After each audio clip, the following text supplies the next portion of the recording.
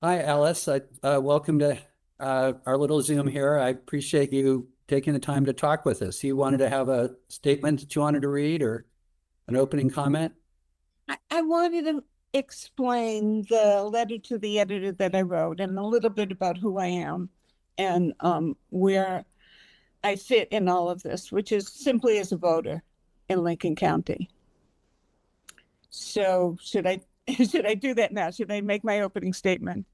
Sure. Okay. I'm Alice Vachss. Unless you've had the misfortune of dealing with the criminal justice system, you probably don't know who I am. But there have been times when I have volunteered for the DA's office because they've been so short-staffed, which in the 20 years I've lived here has been kind of a constant. We're on the coast. Um, it, it's expensive to live here, and young people really are reluctant to settle here, which I'm sure you're all familiar with. Um, and so I have you've been involved. I mean, a lot of my work is national and international. I I've been published, and I'm an expert on sex crimes prosecution. So that's why it's taken me so many places. But I'm also very much a concerned citizen. So I try to pay attention to what's going on locally, and especially in these times where I think that probably a lot of the people listening are people who, like me, have found the past year just astoundingly frustrating and disturbing. And the truth is that, even though I show up to No Kings marches and hands off and all of that, there's very limited amount that we can do as private citizens about what's going on with the federal government. So, in order not to be crazy, and not to make myself crazy, I've I've paid more attention to local politics than ever before. Although I've always paid attention to local politics because if you're a DA, you're elected in 90% of the jurisdictions in this country. So local politics determine how crimes get enforced everywhere. So I think it's an important issue. And the same kind of disturbed and upset and frustrated that I've been on a national level, I've been on a local level with what's going on with the commissioners, which is what prompted me to write the letter. And the letter, which is 65 words. So even though I'm a lawyer, I'm occasionally capable of not being too wordy. It's just a list of things that disturbed me that Trump did. That also I find reflected in the conduct of Claire Hall. I think there's some things about abuse of power and response to citizen concerns, the waste of money on investigations, the taking over of the criminal justice system. There are just a lot of parallels. So what I wanted to do was just try my little part to put what's happening in perspective. I have no hidden agendas here. The times I've met Claire Hall, she's been perfectly lovely to me. And I'm not looking to make enemies of anyone, but I do think that we need all three of our commissioners empowered and sitting in office, having an equal say with the other commissioners. And the way I figure what a recall vote is about what's happened since somebody was elected. And Claire Hall was in a position where, I mean, it was a very narrow margin she was elected by. And she could have taken that as information that her constituency was not happy about a lot of things. But instead, the response I've seen is this very attacking of criticism rather than listening to criticism, and this taking of power rather than sharing power, and the silencing of the public, which is, I think, the most disturbing. But also spending public funds on investigations on an office nobody uses, on just quarrels that I think don't belong in government. You want to argue in private, fine, but we only have three commissioners, very highly paid for um, elected officials in the state. Commissioners, I'm pretty sure, make six figures. So it's not like our mayors who, occasionally annoy us, but they're volunteers. You have to give them a little leeway. These are supposed to be professionals. I don't think that Claire Hall's conduct has been professional, and I don't think that it's served us. And I think that she's proven that she does not qualify to keep being commissioner. And that's why I think she should be recalled. Thank you.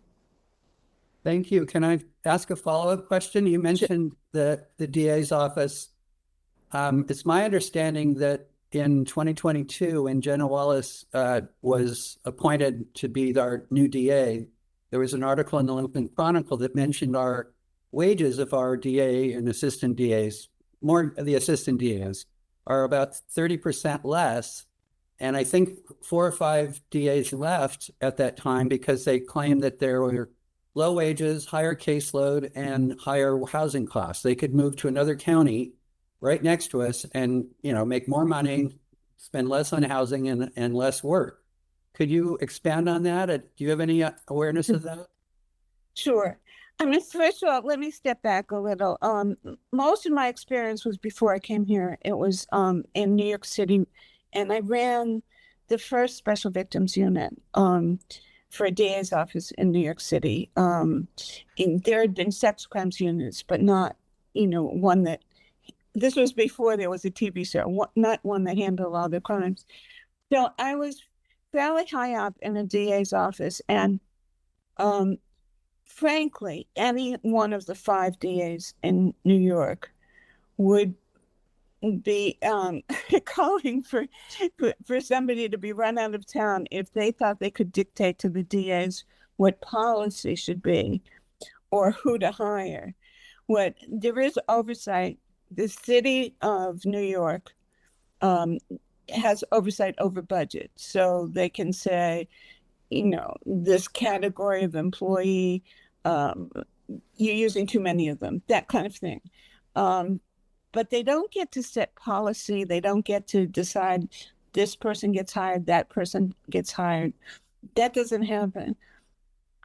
When the commissioners got some oversight responsibility, I think that Claire Hall, frankly, misinterpreted what oversight meant and went way beyond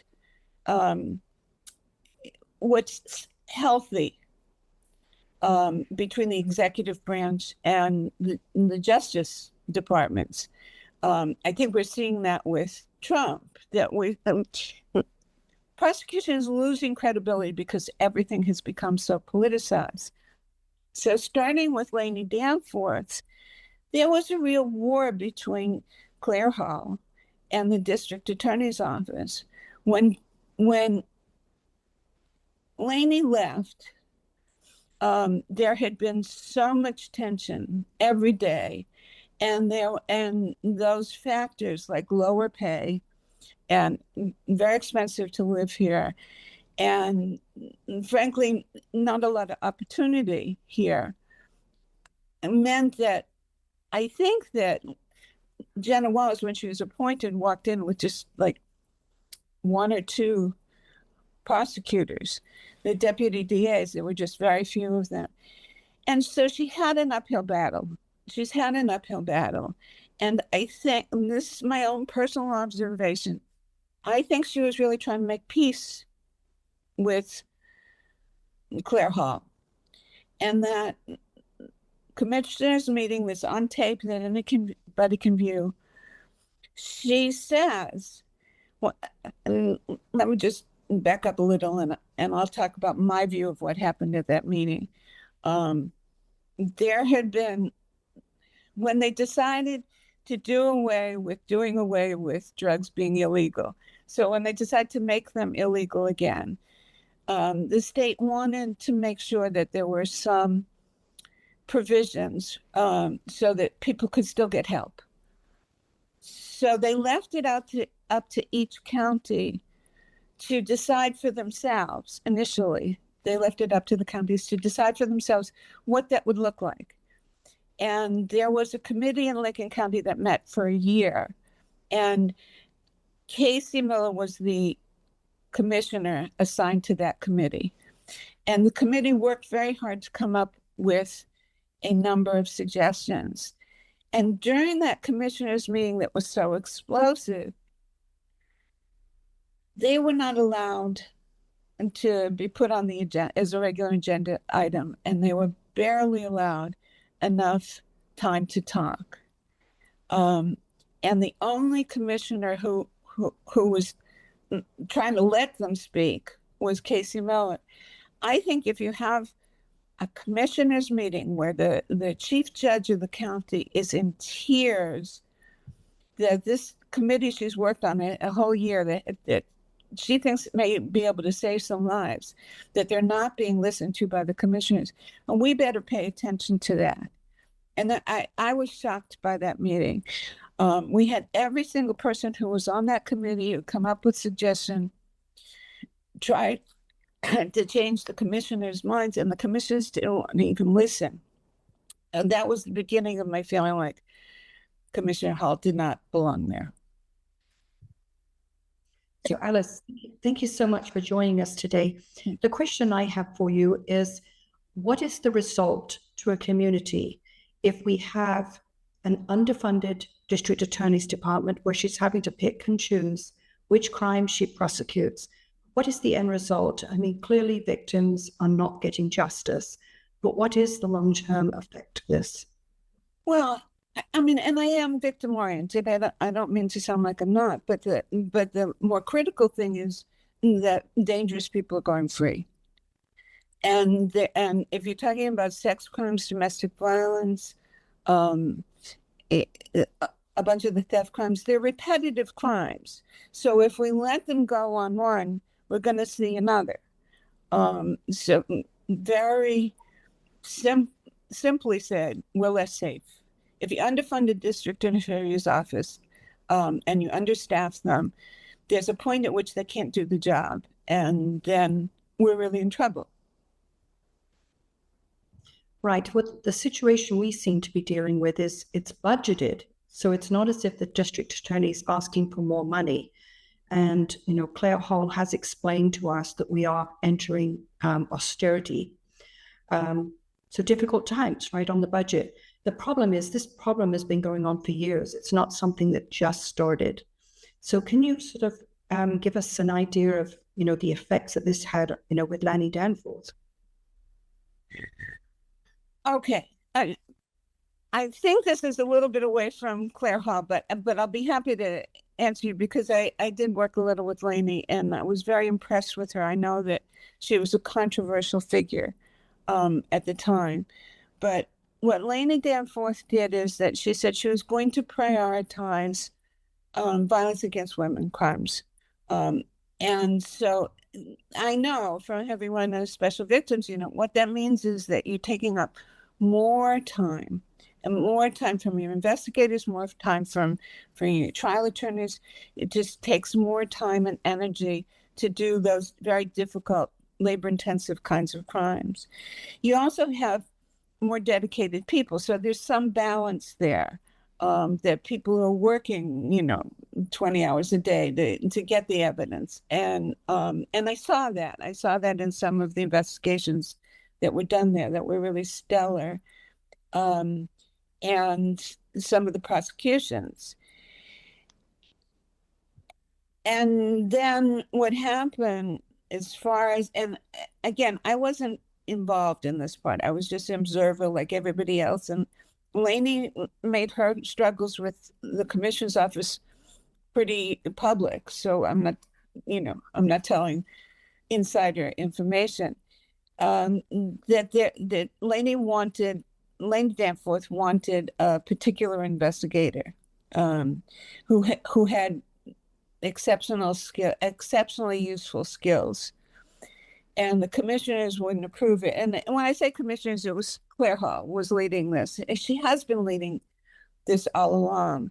And I don't know really, I don't understand why, but it seems like she has a vendetta against the DA's office. But certainly she and Laney could never agree on anything, and they couldn't agree on that investigator, and that one was litigated. And I believe that the decision was that, yes, Laney had the right to hire this investigator, but by that time, the investigator was so frustrated by the whole process that she declined the job. So it was this long history, and then some of it's still going on. It was very messy, and I think that to some extent, people thought that Laney Danforth was simply too combative. But then Jenna took over, and Jenna really did not want to be combative. She just wanted, she in a position that she just wanted to get the job done.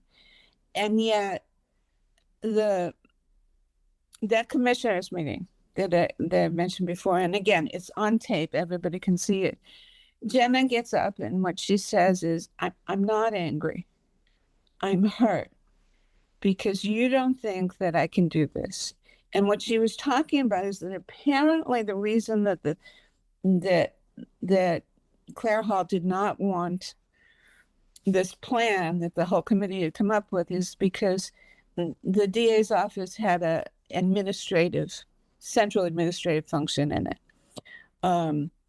And if I understand correctly, and Hall thought that should go to a different department, to parole and probation. And the other speakers were trying to explain to her that if you're talking about drug users, that many of them have some strong feelings about parole and probation. I'm trying to clean this up a little. So it's the kind of thing that it's now a war between Jenna and Claire Hall, just like it was a war between Laney and Claire Hall, and nobody wins. And the people who lose the biggest are us, the constituency. To that point, in Jenna Wallace's presentation at the town hall on December 20th, she mentioned that the victims' rights advocates, there should be 5 in the office, and I think she said there was only 2 or 2.5. Can you speak briefly on how that would affect victims in crimes? I want to make it clear that I have not worked for Jenna, so I don't know. I can answer you in generalities. We have the names are so confusing. We have victim services and we have victims advocates, and nobody really knows who does what. The ones who work for the DA's office are supposed to help people through the system. So emotional support, all of that, there are independent agencies for. But in order to get crime compensation, in order to get the rights that are outlined in the Victims' Bill of Rights in Oregon, you need somebody working for the DA's office who walks people through the administrative, the computer problems with filing a claim, walks them through the notification so that they are entitled to know when the case is on in court and whether a plea is going to happen. They're entitled to be told what the plea would be. If you don't have the people to do that, it means that victims don't learn what's going on, or they don't learn what's going on soon enough. They, instead of getting a person that they can ask questions to, they get a little email or letter that's meaningless. They don't have somebody to get their property back, to walk them through those processes. So does it in fact affect the case? Everything affects the case, especially if you're talking about a victim who is having trouble getting through the system at all, and they're more likely to give up. But it's also just, and this is the thing, going back to Trump, there's some things that we're doing as a country and as a county that are simply mean. They're just mean. And that kind of thing, not giving victims the services that they need, in my mind, it falls in that category. Well, I really appreciate your time. I think we've gone for about 30 minutes, so that's probably long enough for people to watch. Thanks again, Alice Vachss. I really appreciate your time. Thank you. Thank you, Alice.